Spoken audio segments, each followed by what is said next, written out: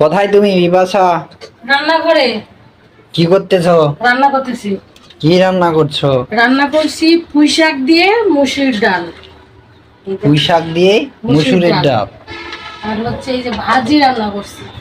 ভাজি রান্না করছো? হ্যাঁ। শুধু সবজি রান্না করছো? আজকে সবজি রান্না করছি। মাঝে মধ্যে সবজিও খাইতে হয়, সবসময় গোস মাছ খেতে হয় না, বুঝছো? তুমি জানো না যে আমি সবজি দিয়ে খাইতে পারি না সব এখন সময়। একটা ছেলে আছে, বুঝছো, ছেলের ভবিষ্যতের কথা চিন্তা করা লাগবে। খালি খাম খাম করলে তো আর হইব না, একটু শিকার লাগবো। আমরা গরিব মানুষ, ঠিক আছে, অত বড় লোক মানুষ না যে প্রতিদিন গোস মাছ খেতে হবে। মাঝে মধ্যে একটু সবজি দিয়েও খাওয়ার চেষ্টা করা লাগবে। কি করবা বলো? তুমি যদি না বুঝো তাহলে কে বুঝবে? এটা কি সম্ভব? হ্যাঁ, তুমি কি ছোট বাচ্চা? সম্ভব না, বলো দেখি। তুমি যদি এত ফেদলান করো, তোমার একটা বাচ্চা আছে, ও তো আরো তো ইয়া করবে, তোমার কাছ থেকে তো সে শিক্ষা পাবে।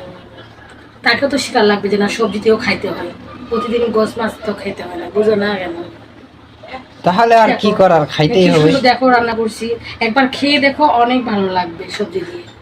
মাঝে মধ্যে একটু সবজি দিয়েও খেতে হবে, বুঝছো? তোমাকে বুঝতে হবে, যেরকম আয় সেরকম তো বের করে চলতেই হবে, বলো। আচ্ছা, ঠিক আছে।